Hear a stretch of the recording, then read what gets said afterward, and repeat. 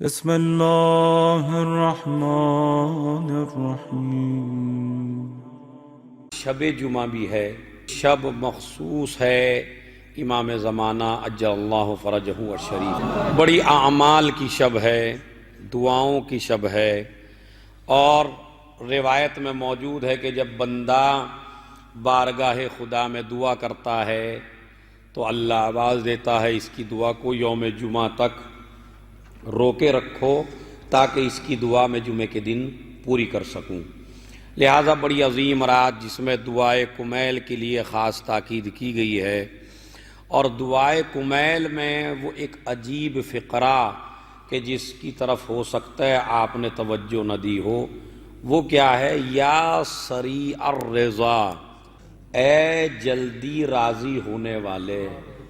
آپ نے یہ دیکھا ہوگا اگر ماں باپ آپ سے ناراض ہو جائیں تو پوری دنیا میں سب سے زیادہ خوش آپ سے وہی جلدی سے ہوگا جو آپ سے بہت زیادہ محبت کرتا ہو۔ آپ نے دیکھا ہوگا عام آدمی سے لڑائی ہو گئی یا کوئی روٹھ منائی ہو گئی ایک عام آدمی سے تو جلدی سے میل نہیں ہوتا، اس لیے کہ نہ اس کے دل میں اتنی جگہ ہے نہ آپ کے دل میں اتنی جگہ ہے۔ اسی طرح دوستوں میں لڑائی ہوئی تو وہ تھوڑا جلدی حل ہو جاتی ہے، اس لیے کہ آپ کے دل میں بھی جگہ ہے اس کے دل میں بھی جگہ ہے۔ اسی طرح جب رشتہ داری کی بات آ گئی تو رشتہ داروں میں اور جلدی ہو جاتا ہے چونکہ اس میں خون کا رشتہ بھی ہوتا ہے۔ اس کے بعد آپ بھائی اور بہن کو لے آئیے، وہاں ایک دوسرے کے بغیر چاہے بولیں نہ بولیں مگر دل تڑپتا رہتا ہے میرا بھائی ہے میری بہن ہے۔ تو پوری کائنات میں سب سے زیادہ راضی ہونے والی مخلوقات میں یا ماں ہے اور یا باپ ہے۔ آپ چاہے جتنی حرکت کیجئے، آپ چاہے جتنا پریشان کیجئے، آپ چاہے جتنی مخالفت کیجئے، ایک تو بات یہ ہے کہ وہ جلدی سے ناراض نہیں ہوتی، اور اگر ناراض ہو جائے تو پھر سب سے زیادہ جلدی جو خوش ہو جاتی ہے آپ سے وہ آپ کی ماں ہے۔ کیوں؟ اس لیے کہ وہ آپ سے بہت زیادہ محبت کرتی ہے۔ تو اس دعائے کمیل کے جملے میں مولا کائنات نے، یہ چھوٹا سا جملہ ہے لیکن اگر اس میں آپ فلسفے کو غور کریں، اس کا سیدھا ترجمہ یہ ہے کہ پوری کائنات میں ماں باپ سے بھی زیادہ اگر کوئی آپ سے محبت کرتا ہے تو وہ آپ کا خدا ہے۔ تبھی تو کہا یا سریع الرضا، اے جلدی راضی ہونے والے، یعنی اگر غضبناک بھی آپ کے عمل سے ہوا مگر پھر آپ سے راضی ہو جاتا ہے۔ اور اس کی بات یہ دیکھیے، جب ماں ناراض ہوتی ہے تو ایک وقت کا کھانا بند کر دیتی ہے، باپ ناراض ہوتا ہے تو ایک وقت کا کھانا بند کر دیتا ہے، لیکن یہ وہ پروردگار ہے کہ بندہ مخالفت کرتا رہتا ہے، یہ نعمتوں کا نزول کرتا رہتا ہے یا نہیں؟ کبھی غور کیا آپ نے اس مسئلے کے اوپر کہ ہم دن رات اللہ کی مخالفت کرتے ہیں اور اللہ کی خلاف ورزی کرتے ہیں، اللہ کے خلاف چلتے ہیں، اس کے بارے میں غلط سوچتے ہیں، لیکن کبھی آپ نے یہ دیکھا کہ اس نے تمہارا ناشتہ بند کیا ہو، تمہارا کھانا بند کیا ہو؟ کبھی کبھی تو یہ ہوتا ہے وہ اتنا نعمتوں کا نازل کرنے والا ہے کہ بندہ اپنے گناہ کو گناہ بھی نہیں سمجھتا بعد میں، یعنی اتنی رحمتیں نازل ہوتی ہیں بندے کے اوپر کہ بندہ یہ سوچتا ہے اگر وہ مجھ سے ناراض ہوتا تو مجھے دیتا کیوں؟ سمجھ لیتا یا نہیں سمجھ لیتا؟ تو اس کا مطلب ہے اس کی مثال پوری کائنات میں پیش نہیں کی جا سکتی، اس لیے کہ وہ ایسا محبت کرنے والا ہے کہ جس نے محبت کا دل ماں کے سینے میں بھی رکھا ہے۔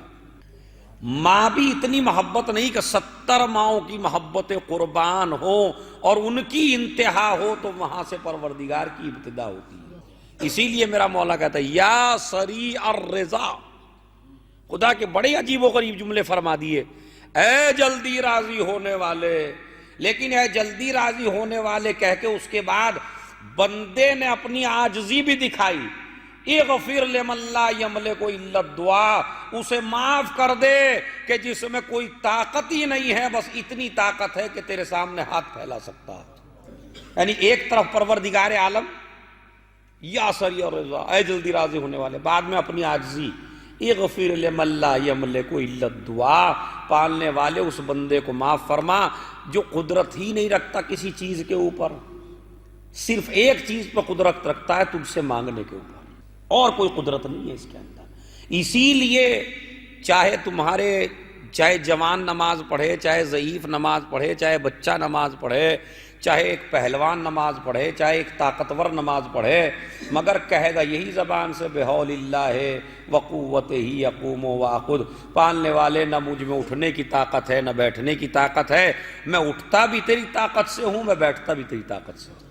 اغفر لمن لا یملک الا الدعاء فإنک فعال لما تشاء، تو ہر وہ کام کر سکتا ہے جسے چاہے، تو مجبور نہیں ہے، تو مجبور نہیں ہے، تو جو چاہے وہ کر سکتا ہے۔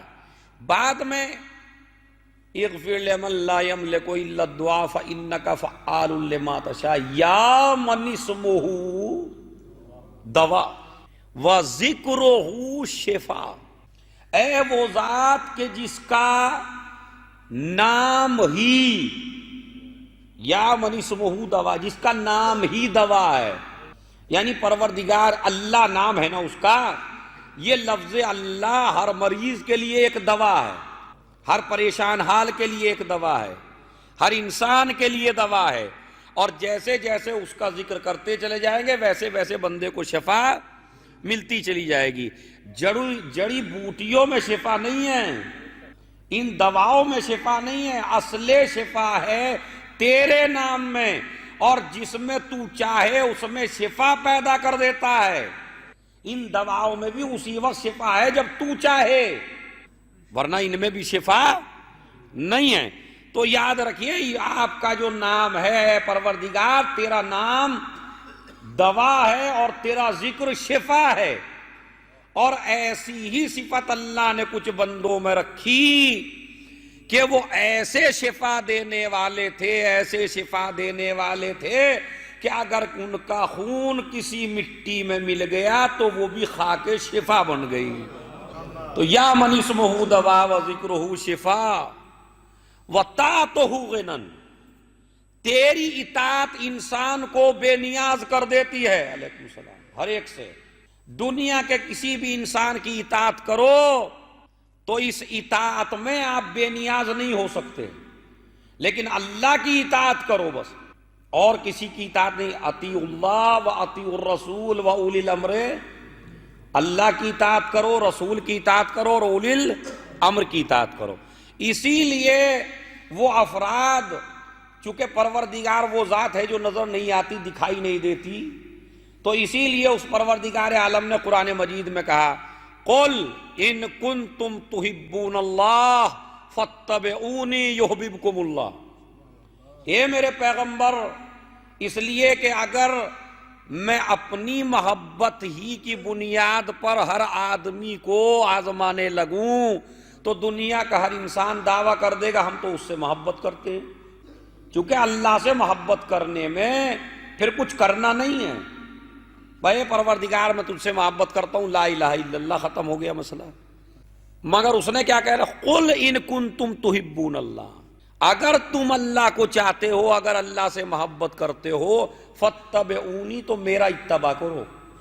یعنی اس کا مطلب یہ ہے اگر آپ کو یہ پہچاننا ہو کہ یہ آدمی لا الہ الا اللہ والا ہے یا نہیں ہے، تو زبان سے پتہ نہیں چلے گا جب تک یہ نہ دیکھ لو یہ وہ کام کر رہا ہے یا نہیں جو نبی نے بتایا ہے۔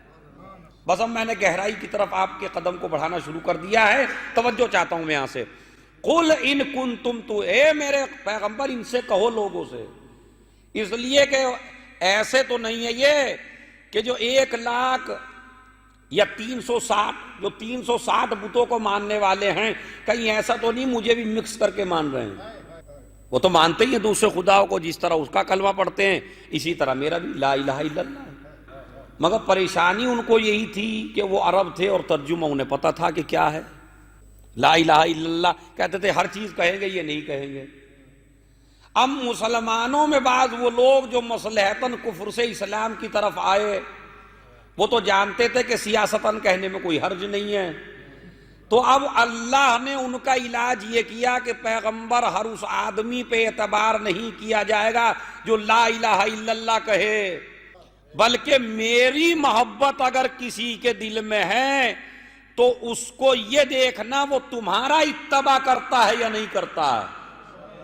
یعنی اس کا مطلب ہے محبت خدا کافی نہیں ہے جب تک محبت رسول نہ ہو. اور اب یہ تو آیت نے بتایا، اور دوسری حدیث نے بڑھ کے سہارا دیا کہ جب نبی نے فرمایا علی سب سے بڑا جھوٹا انسان ہے وہ جو یہ کہے کہ مجھے رسول سے محبت ہے اور علی سے بغض ہے. سب سے بڑا جھوٹا ہے وہ جو یہ کہے کہ مجھے رسول سے تو محبت ہے اور علی سے نفرت ہے. تو بھئی اس کا مطلب ہے اسے مجھ سے بھی محبت نہیں ہے. تو اب دیکھیے دو فلسفے آئے، ایک فلسفہ حدیث نے بتایا، ایک فلسفہ قرآن نے بتایا.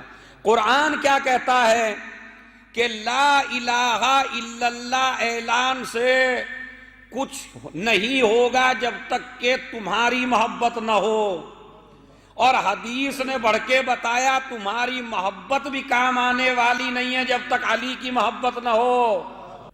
تو اللہ کی محبت کو رسول کی محبت سے سمجھا جائے گا اور رسول کی محبت کو علی کی محبت سے سمجھا جائے گا.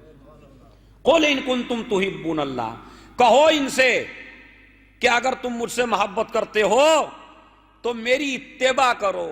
اتباع، اچھا پورے قرآن مجید میں کسی جگہ آپ کو یہ نہیں ملے گا اللہ کی اتباع کرو. پورا قرآن پڑھ لیجئے آپ، کہیں آپ کو یہ ملنے والا نہیں ہے اللہ کی اتباع کرو. یہ تو کئی جگہ ملے گا اللہ کی اطاعت کرو، اطیعوا اللہ، اللہ کی اطاعت کرو، مگر کہیں یہ نہیں ملے گا کہ آپ اللہ کی اتباع کرو. کیوں؟ اس لیے کہ دونوں لفظوں میں بڑا فرق ہے، اتباع اور اطاعت. اطاعت کی جاتی ہے اقوال میں، بات چیت میں، جو میں کچھ کہوں آپ اسے مانیے یہ ہے اطاعت، اور جو میں کروں وہ آپ کریے یہ ہے اتباع. ایک عربی گرامر کا لفظ میں آسانی سے سمجھا رہا ہوں آپ کو. اطاعت کا مطلب ہے قول میں اطاعت، یعنی جو میں اللہ کہتا چلے جائے اس کو آپ مانتے چلے جائیے. اتباع کا مطلب ہے جو میں کرتا چلا جاؤں وہ آپ کرتے. اتباع یعنی نقش قدم پر چلنا. اتباع کا مطلب ہے نقش قدم پر چلنا. تو نقش قدم پر اسی کے تو چلیں گے جس کا قدم ہو، جس کے قدم ہی نہیں ہے تو اس کے قدم پہ آپ کیا چلیں گے. اسی لیے اللہ کے لیے اطاعت کا لفظ ہے. اچھا نبی کے ساتھ دونوں لفظ رکھے اور امام کے، ان کی اطاعت بھی کرو ان کی اتباع بھی کرو. اللہ کی اطاعت کرو، خالی اطاعت کرنی ہے، اس کے نقش قدم پر نہیں چلنی. چونکہ نہ وہ نماز پڑھ کے دکھا سکتا ہے، نہ روزہ رکھ کے دکھا سکتا ہے، نہ حج کر کے دکھا سکتا ہے، نہ زکوٰۃ دے کے دکھا سکتا ہے، نہ پردہ کر کے دکھا سکتا ہے. کچھ نہیں دکھا سکتا ہے وہ تمہیں. اس نے کہہ دیا یہ کرو یہ کرو یہ کرو یہ کرو یہ کرو، اب آپ کو مانتے چلے جانا ہے. لیکن اب کیسے کرو وہ خدا آپ کو نہیں بتائے گا کیسے کرو. اس لیے کہ کرنے کا جو تعلق ہے، کام کرنے کا، وہ باڈی سے ہے، جسم سے. اور اللہ کے جسم، ہاں بولیے بھائی، اللہ کے جسم نہیں ہے. اچھا کیوں نہیں ہے؟ اس لیے کہ باڈی کی ایک خاصیت ہے، چاہے جتنی بڑی ہو وہ ایک جگہ ہوتی ہے تو دوسری جگہ نہیں ہوتی. مثلا اگر شارجہ میں ہے تو ہندوستان میں نہیں ہے، ہندوستان میں ہے تو شارجہ میں نہیں ہے، یہاں ہے تو عراق میں نہیں ہے، عراق میں ہے تو یہاں نہیں ہے. اچھا کتنا بڑا بنائیں گے اللہ کو آپ؟ ایک بہت بڑے پہاڑ جتنا، تو وہ پہاڑ بھی تو ایک ہی جگہ ہے، دوسری جگہ نہیں ہے نا. تو باڈی کی خاصیت ہے ایک جگہ ہو ایک جگہ نہ ہو. اللہ کے اگر جسم ہوتا تو وہ ایک جگہ ہوتا ایک جگہ نہ ہوتا. یہ الگ مسئلہ ہے کہ اس نے ہادی ایسے بھیجے کہ جو رہتا ایک جگہ تھا دیکھتا سب جگہ تھا. مگر پھر بھی کہا تو یہی جائے گا اب مثلا علی ابن ابی طالب کی قبر شارجہ میں تو نہیں ہے، نجف میں ہے، یہ الگ مسئلہ ہے، جب ہم نے مدد کے لیے پکارا تو وہ ہر جگہ آ گئے، لیکن قبر تو ایک ہی جگہ ہے، ہندوستان تو نہیں پہنچے علی، مکے میں رہے، مدینے میں رہے، یہ الگ مسئلہ ہے، اعجازی طور پر مدد کرنے کے لیے کہیں بھی چلے گئے، لیکن ایک جگہ جب مدینے میں تھے تو مکے میں نہیں تھے، اور جب مکے میں تھے تو مدینے میں، تو اس کا مطلب ہے باڈی کی خاصیت ہے ایک جگہ ہو ایک جگہ، اور وہ پروردگار ایک جگہ نہیں ہے، وہ پروردگار سب جگہ ہے، لہذا اس نے جسم نہیں رکھا۔ اچھا جسم نہیں رکھا، چلیے سمجھ میں آتا ہے، پھر جب جسم نہیں ہے تو یہ کیسے پتا چلے گا کہ وہ راضی ہے یا خوش ہے؟ آپ کسی کے ناراض ہونے کا پتہ کیسے لگاتے ہیں کہ آپ سے ناراض ہے؟ چہرے سے پتہ لگاتے ہیں، منہ چڑھا لیا دیکھتے ہی، جیسے کوئی سامنے آیا بل پڑ گئے پیشانی کے اوپر، یا ادھر ادھر منہ گھمانے لگے آپ، اس کا مطلب ابھی ناراض ہے، اور دیکھتے ارے ارے ماشاءاللہ یہ سبحان اللہ سبحان اللہ، چہرے پہ مسکراہٹ آ گئی تو آپ اس کا مطلب ہے خوش ہیں۔ تو ہر آدمی کے خوش اور ناراض ہونے کا پتہ چلتا ہے آدمی کے چہرے سے۔ اچھا جس کے چہرہ ہی نہ ہو، اب نمازیں پڑھتے رہیے، روزے رکھتے رہیے، حج کرتے رہیے، زکوٰۃ دیتے رہیے، خمس دیتے رہیے، صدقے دیتے رہیے، خیرات کرتے رہیے، دعائے کمیل پڑھتے رہیے، اور جتنا عمل ہو وہ کرتے رہیے، مگر آپ کو کیا پتا کہ وہ راضی ہے یا ناراض ہے؟ اس لیے کہ اس کے چہرہ نہیں ہے۔ مسئلہ بڑا سخت تھا اگر نبی ایک حدیث نہ فرماتے اور معصوم ایک جملہ نہ فرماتے۔ نبی کی ایک حدیث اور معصوم کے ایک جملے نے حل کیا کہ پتہ چل جائے گا تمہیں یہیں کہ اللہ راضی ہے یا ناراض ہے۔ اب امام نے فرمایا نحن وجہ اللہ، ہم اللہ کا چہرہ ہیں، ہم اللہ کا چہرہ ہیں، جس سے ہم راضی ہیں اس سے وہ راضی ہے، جس سے ہم ناراض ہیں اس سے وہ ناراض ہیں۔ اب سمجھ میں آیا نبی نے کیوں فرمایا تھا فاطمہ تیری رضا خدا کی رضا ہے، تیرا غضب خدا کا غضب ہے۔ توجہ چاہ، تیری رضا رضائے پروردگار ہے اور تیرا غضب غضب پروردگار ہے۔ اب یہ بتائیے جس کا جز ایسا ہو اس کا کل کیسا ہوگا؟ جب زہرا ایسی ہیں تو نبی کیسے ہوں گے؟ آپ سمجھ رہے ہیں؟ تو اگر پہچاننا ہے تمام چیز، اسی لیے فرمایا، دیکھیے قرآن مجید میں بس 2-3 باتیں آپ کے پیارے نبی کے حوالے سے میں کہتا ہوں، اس اتباع کرو، قل ان کنتم تحبون اللہ، یہ میرے پیغمبر ان سے کہو اگر وہ مجھ سے محبت کرتے ہیں تو وہ آپ کا اتباع کریں۔ اچھا اتباع کریں گے تو کیا ہوگا؟ کہ یحببکم اللہ، وہ اللہ کا حبیب بن جائے گا، اللہ کا محبوب بن جائے گا وہ بندہ۔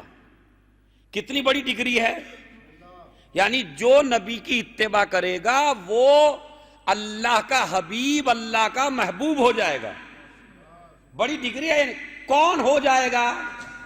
جو اتباع کرے۔ اتباع کا مطلب کیا ہے؟ جو نقش قدم پہ چلے۔ تو اب تو اس نبی کی عظمت سمجھو اور علی کی، جو نبی کے نقش قدم پر چلے وہ تو حبیب خدا ہو جائے، اور جو نبی کے دوش پر قدم رکھ دے